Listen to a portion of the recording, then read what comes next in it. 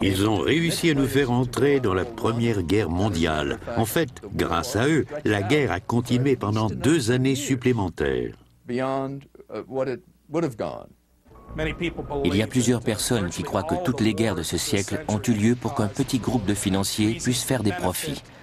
Des gens qui sont dans la sphère d'influence du groupe Bilderberg et de la commission trilatérale.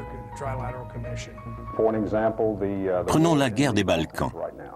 Qui a fourni des armes à Milosevic? Ce sont les Soviétiques. Qui finance l'industrie militaire de l'Union soviétique? Les États-Unis et les banquiers européens. Les banquiers ont toujours financé les deux camps lors de conflits majeurs.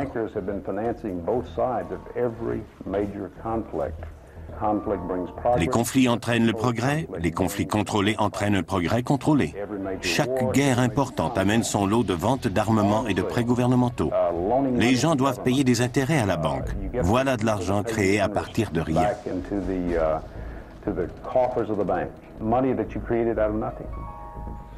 L'économiste et prix Nobel Milton Friedman prétend que la Réserve fédérale a provoqué la Grande Dépression en réduisant volontairement la masse monétaire en circulation. Les déposants de tout le pays ont eu peur de perdre leurs épargnes et ils se sont dépêchés de les encaisser. Ça a été la course et les banques sont tombées comme des mouches. Le système de réserve fédérale n'a pas réagi alors qu'il avait le pouvoir, le devoir et la responsabilité de fournir l'argent qui aurait permis aux banques de remplir leurs obligations face aux déposants sans avoir à fermer leurs portes.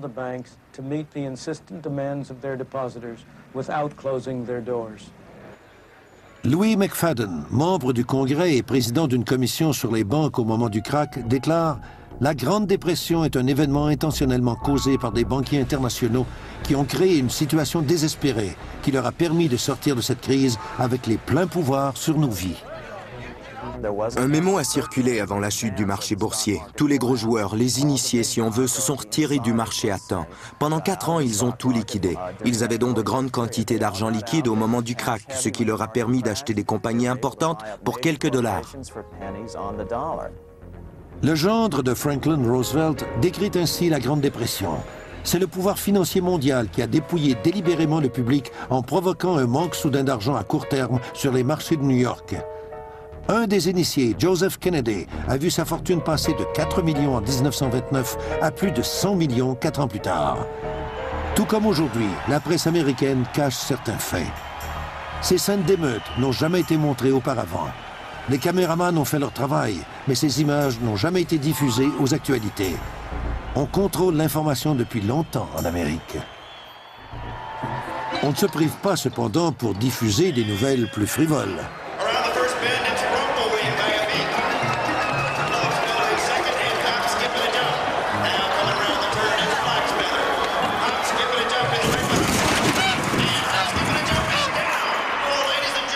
Heureusement, des personnalités populistes comme le président Andrew Jackson, William Jennings Bryan et le père Charles Coughlin ont assez de courage pour dénoncer les faits.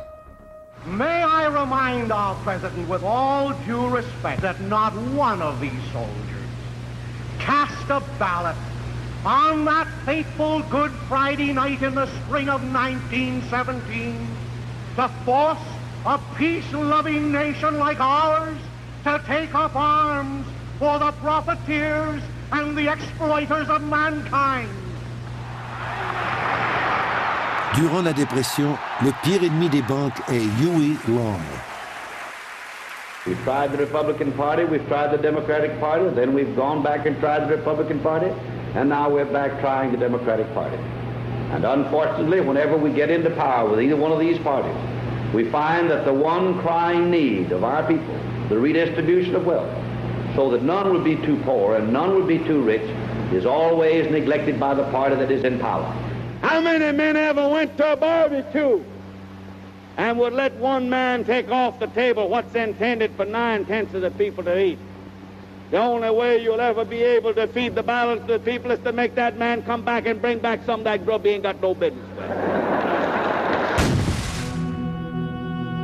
Cependant, l'assassinat est un outil politique que ces fameux initiés connaissent bien.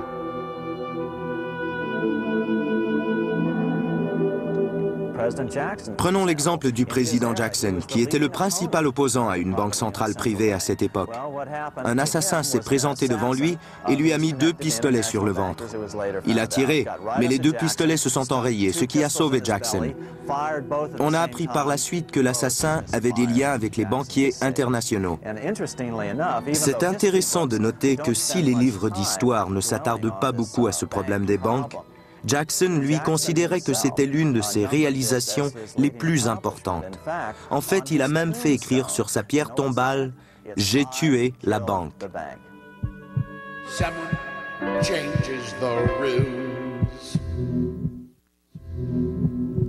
Après la guerre civile américaine, le chancelier allemand Otto von Bismarck fait la déclaration suivante. La division des États-Unis a été orchestrée par les pouvoirs financiers d'Europe. Ils avaient peur que les États-Unis anéantissent leur domination financière sur le monde. Ils voyaient un grand avantage à faire affaire avec 2 démocraties affaiblies par leurs dettes plutôt qu'à une république forte et indépendante. Abraham Lincoln est conscient de cela et fait tout en son pouvoir pour préserver l'Union. Mais pour y arriver, il a besoin d'argent, de beaucoup d'argent. Il fait appel aux banquiers de Wall Street qui lui demandent 36% d'intérêt par année. Lincoln choisit une alternative moins coûteuse et demande au Congrès d'émettre l'argent. Les billets sont appelés greenbacks et ne sont pas garantis par de l'or mais par le crédit du gouvernement des États-Unis. Avec cette solution, le gouvernement ne paie pas un sou d'intérêt aux banquiers privés. L'assassinat de Lincoln est relié aux banquiers qui voulaient avoir le contrôle de la monnaie. C'est la même chose avec John F. Kennedy, car il voulait réintroduire des obligations du gouvernement plutôt que des obligations de la Réserve fédérale. La Constitution des États-Unis mentionne que le Congrès doit émettre la monnaie et en réguler la valeur.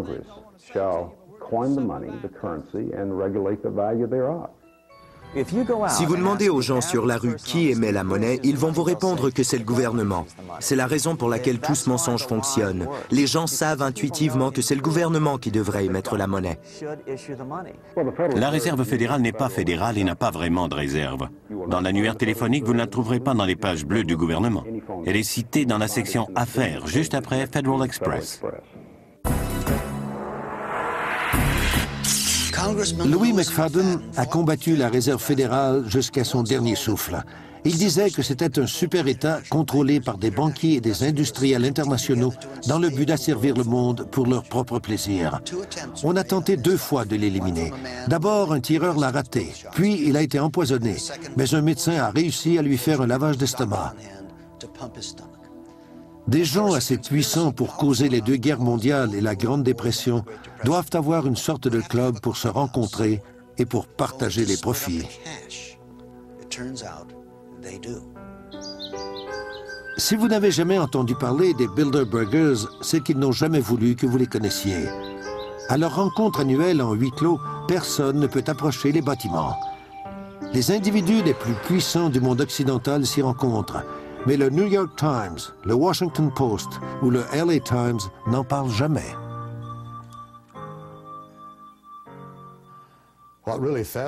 Ce blackout de la presse américaine me fascine. Depuis plus de 20 ans, je vais au Press Club chaque jour. Je regarde les dépêches, les archives, et je discute avec mes collègues à qui j'ai souvent posé les mêmes questions. Pourquoi lorsque 120 vedettes de cinéma ou 120 joueurs de football se rencontrent en secret dans un lieu retiré pendant 3 jours, faites-vous des pieds et des mains pour découvrir ce qui se passe?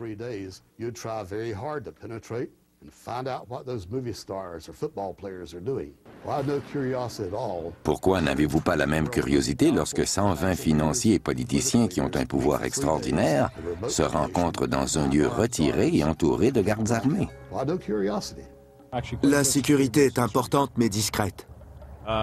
Qu'arriverait-il si quelqu'un essayait de se faufiler à travers ces arbres? Je l'ignore, mais je n'oserais pas l'essayer. Ce qui transpire de ces rencontres est incroyable. Ils planifient un nouvel ordre mondial pour renforcer leur pouvoir politique et économique au plus haut niveau. Et les médias, que j'appelle leurs chiens de poche, contrairement à ce que l'on pourrait penser, ne vont pas se battre pour la liberté de presse, pour des audiences publiques ou pour l'accès à l'information. Le silence est assourdissant.